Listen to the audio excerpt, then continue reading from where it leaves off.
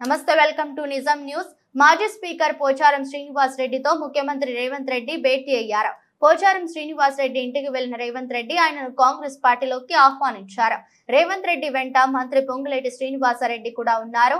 పోచారం శ్రీనివాసరెడ్డిని పార్టీలోకి తీసుకువచ్చే ప్రయత్నం గత కొద్ది రోజులుగా సాగుతుంది. గత ఎన్నికల్లో బాన్సువాడ ఎమ్మెల్యేగా పోచారం శ్రీనివాసరెడ్డి బీఆర్ఎస్ నుంచి గెలిచారు.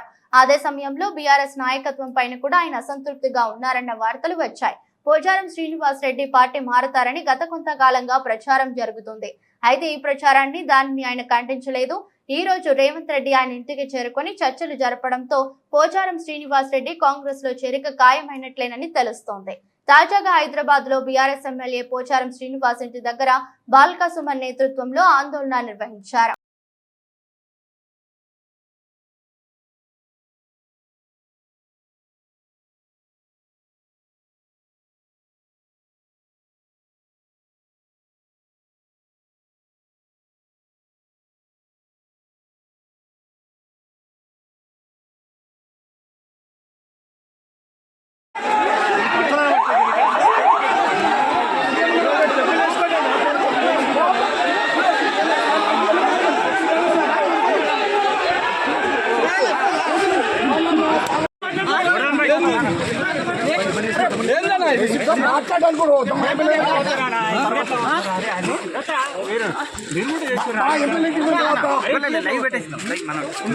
మాట్లాడుతున్నాం.